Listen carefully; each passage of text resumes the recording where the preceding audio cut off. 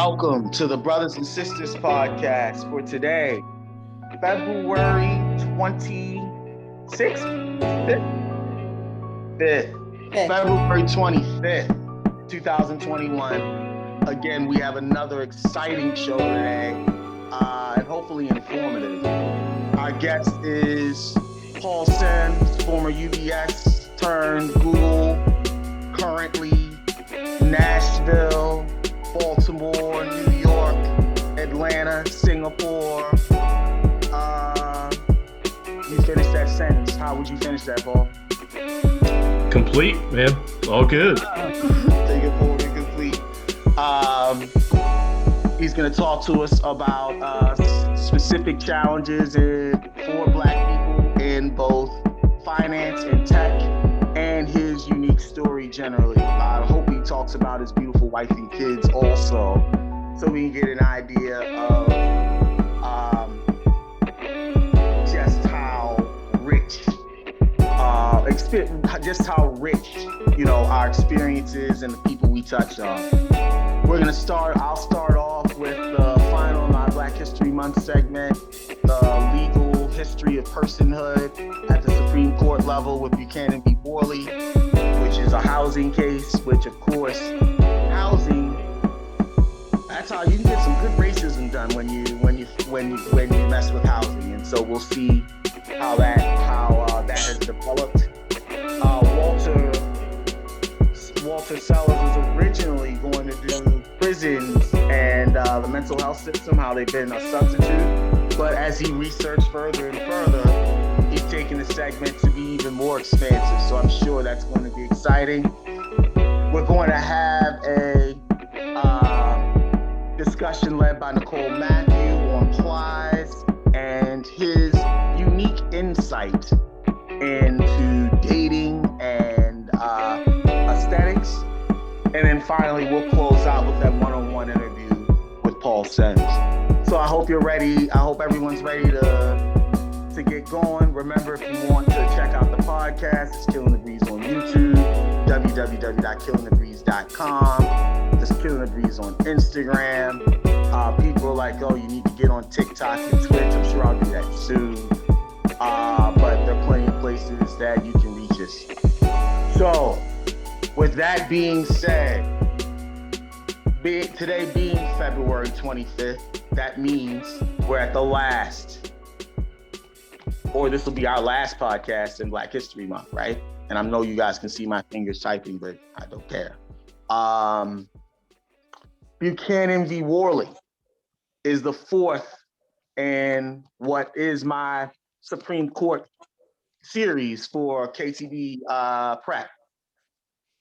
What I did was chronicle 400 of the biggest Supreme Court cases in history, give them a linear kind of approach. This is the civil rights section, which began with Dred Scott, which we covered 3 weeks ago, and the idea that Black people weren't people. That was 1857. We would have a little war after that to determine that. After Dred Scott, we would have the civil rights cases, which I covered 2 weeks ago. After the Civil War, we had the Reconstruction Amendments and Reconstruction, where there was a lot where Black people were reintroduced into society, white society, I should say, as full 100% citizens under the authority of the U.S. Army, right? The Union Army, they won the Civil War, kind of stayed in the South to make sure that the results of the Civil War were going to be what they were. That ends through a political bargain in 1876. We have the civil rights cases in 1883, which basically say that racism at a private level is wholly constitutional. That results in the triggering of a bunch of states electing discrimination laws in the South, and as a counter result of a few states in the North and West having laws that for integration. So we kind of see a polarization of races right then and there, resulting in the Plessy v. Ferguson, which was a purposeful challenge to these state discrimination laws. And the Supreme Court said, you know what, not just racism isn't only good in private interactions. the state can have racially discriminatory laws as well. So Plessy was 1892, and it obviously set off a wave of those state laws to what were known as Jim Crow laws. And one of those laws was in, I'd like to think my geography is straight. A neighbor of yours, Paul, if I were to say Missouri was a neighboring state, would that be a factual statement? It's close enough. Yeah. It may not be exactly attached, but it's close enough. So we know one of the most segregated cities in the country has always been St. Louis, right? St. Louis, Baltimore's up there, and ironically, they're always 1 and 2 in the murder rate too, and that goes to Baltimore being an independent city and white flight in the 60s, and hopefully we'll cover that if I continue this series. I don't think I may continue. This might just be my contribution every week, but we'll see. In 1917, we've got Buchanan v. Warley, which is challenging racial covenants, neighborhoods, right? How do we keep our neighborhood looking the way we want our neighborhood to be, right? That's the idea. And excuse me, I said St. Louis, Missouri. We're actually in Louisville, Kentucky. I know that's why I thought neighbor Tennessee. I knew Kentucky. That is close. Yeah. I know about Louisville. Yeah. So basically, Louisville, 1917, Louisville has an ordinance that forbids Black people from owning or occupying any buildings in an area in which a greater number of white persons live. So if you got a white neighborhood, Black people trying to buy stuff, if there are more white people, they're like, nah, you can't do this. That's the idea. And this is just like Plessy, right? In the sense that this was like targeted, and they were like, we're gonna test this law. William Warley is a prospective Black buyer who happens to be a lawyer for the NAACP, right? He's like, I'm going to offer to buy this land from this white guy in a predominantly white neighborhood with a stipulation that it's understood that I'm purchasing above property for the purpose of having erected thereon a house, which I propose to make my residence. Literally challenging this law directly, right? And it is a distinct part of this agreement that I shall not be required to accept a deed to the above property or to pay for said property unless I have the right under the laws of the state of Kentucky and the city of Louisville to occupy said property as a residence. So that's even clearer, right? That's literally, we're challenging this racist ass law. The white guy who's in on it, just like Plessy, right? He's in on it. These are allies. I guess we would call them allies today, you know? He accepted the offer. And when people were like, nah, Warley can't live here. When the Black person could not live there, with the neighborhood association, the white guy sued the state of Kentucky. And basically he said the city ordinance made this a non-completion of sale and deprives him of his property rights, a due process.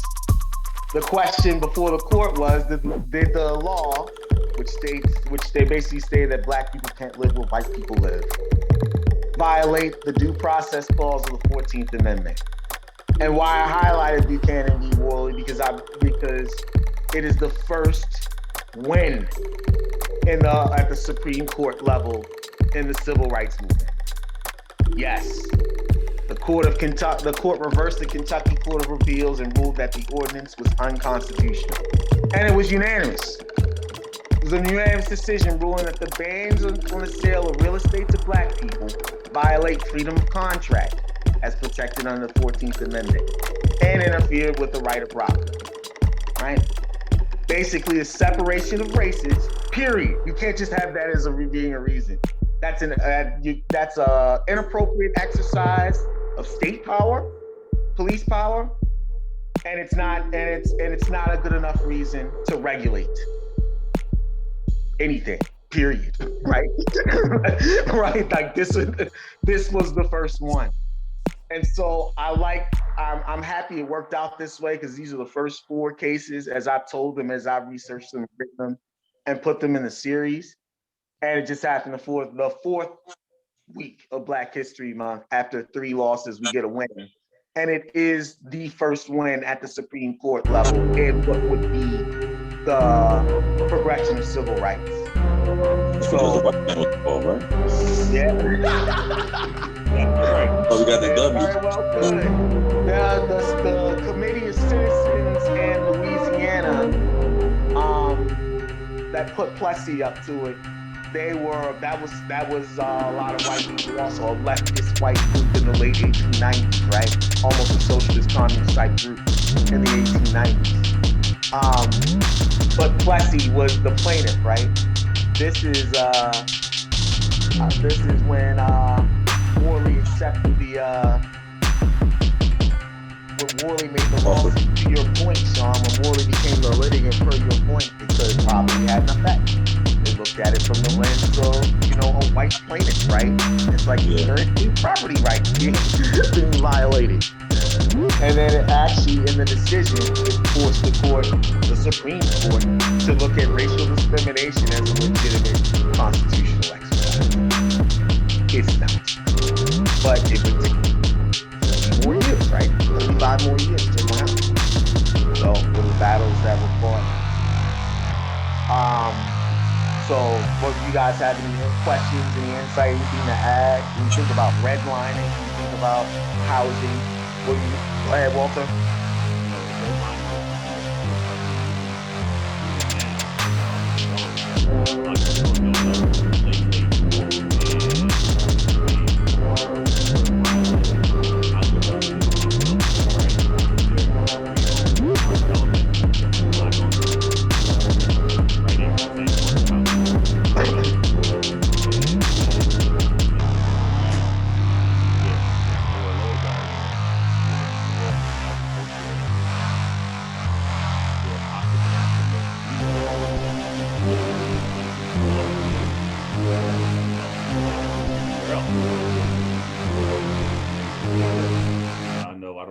Baltimore or other places has never been further than Mondawmin Mall.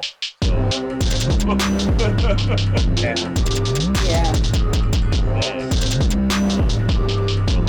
Very nice area, I guess. Like living in Roland Park, right? But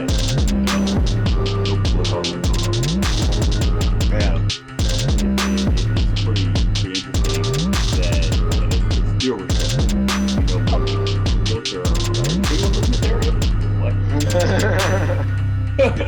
It's almost like you might like it better in this subtle things that guide you to different places, but that lack of representation makes a big difference. In almost everything that we do, we talk about all the other places. Whether it's an office, whether it's an outdoor setting, whatever. The lack of representation with everything we do. Yeah, very well. And actually, 104 years later, like you said, Walter, still deal with those kinds of issues over the course of that time, from Warley to now. We'll have housing issues that become at the forefront. And we actually, that's in my opinion, one of the best things that resulted from the Obama administration was the disparate impact housing rule. That literally is, that's what Trump was trying to get rid of, right? He's like, letting Black people come to the suburbs, white people, like, just overt racial play, right? Go harkening back to over the century, like, I'm gonna fight that. It's like, okay.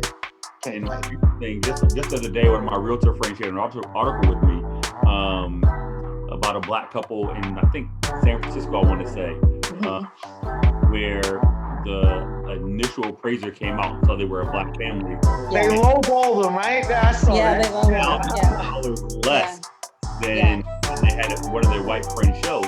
And I was talking to a realtor, like I said, and she was telling me, this is normal now. They'll tell you, like, come to stage your home where you're going to sell it. He says, take all your shit off the walls. Yeah. You want nothing showing that you're a person of color. This is, to chime in on this, this is really true. I mean, Kwaisi knows us. My husband's not African American, and every single time that we have moved for work, my husband is the one that reaches out to whomever, if we're buying the house or if we're renting a house, like we rent this house, my husband 100% reaches out every single time, and he's the one that goes and shows up for the first appointment and the first meeting. And even in the community that we live in now, we're the only people of color on the street. It is just us. Everywhere else around us, it's all Caucasian families. There are some Asian families, but it's just us. And that's because he goes in each time to be the one that represents our family. And that's very prevalent here within the Bay Area. I see it all the time with housing appraisals. And it's actually illegal for realtors to do that, by the way. That's illegal. That you shouldn't. Yeah. And maybe like an entrepreneurial white man could have a nice business being like an appraisal pinch hitter and shit.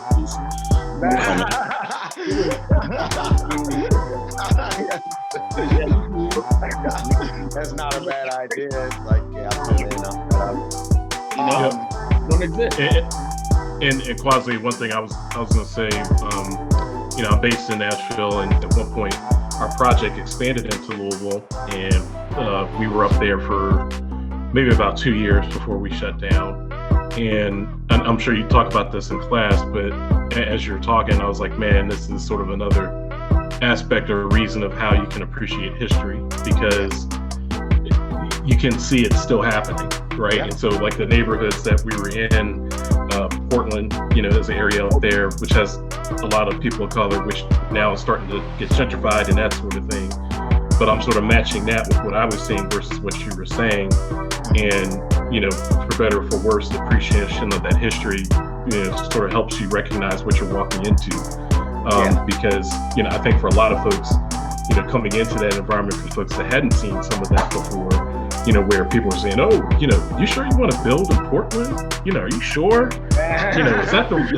You guys at Google, like, why do you want to go to, a neighborhood like that? Or, make sure when you go with the security guard, and all this sort of stuff. And, which, that's a whole nother topic of conversation. But as you were talking, I was like, man, this is one way how, like, I try to remember to appreciate that history, because, you can see that being applied in reality, and it just sort of matched up in my mind of just like, this is how we got here, for better or for worse. So, and I mean, especially because Sean and I, we're teaching, young people, predominantly young men, and influencing young men. Like, it would be foolhardy of us to pretend that if you just put your head down and do what you need to do, like, everything will be okay.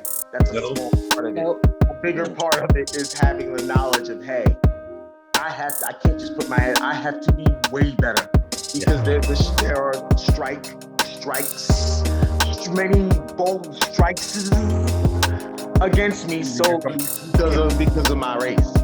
Right. So I think I appreciate that background, Paul, that feedback, and I think this is just going to be my weekly contribution to the show, because I think it's important that we have that history, particularly at the Supreme Court level, because that's where legislation is affirmed, right? Right. Up until this point, we had nothing but an affirmation of black people, just below all the way down. Not white people, but almost all the way down to the property. Yeah. You can't see Warley's the first time that happened, though. As Sean pointed out, we did have a white planet, right?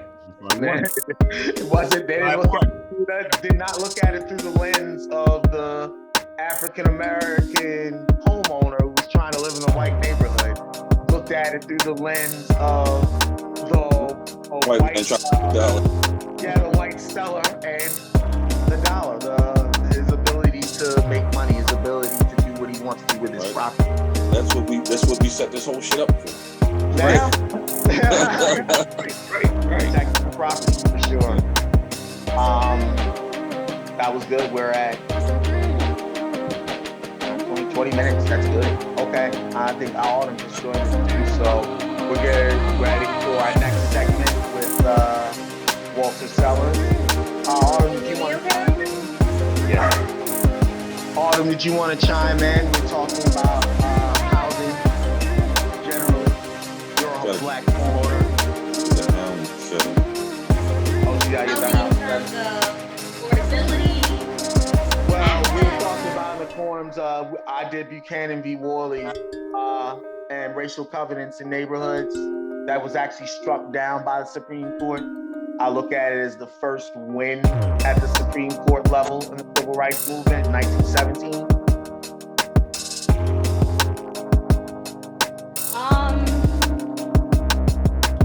I mean, like all of these cases that that we discussed, like you still have a very long way to go. It's like saying before you got on. No matter how many strides we take forward, there's always somebody in the background like, let's just do it anyway. Yeah. Moving the goal or moving the access, moving the opportunities. I was watching a clip with and we'll end on this for sure. Right? I was watching a clip because we're at 20 minutes now. We're gonna have like a 2-hour podcast. Richard Nixon was talking about busing in the 70s, and he was talking about how he was against it. And then the Supreme Court was like, you got to do it. And then he basically said, where the offense is de jure, we follow the law. Where the offense is de facto, it's have at it. Right. And I think that's what carries us through. Okay, we're at Walter Sellers and prison, the connoisseur of prisons within society and culture next. And I'm gonna stop recording. Move this microphone so it's not like this big.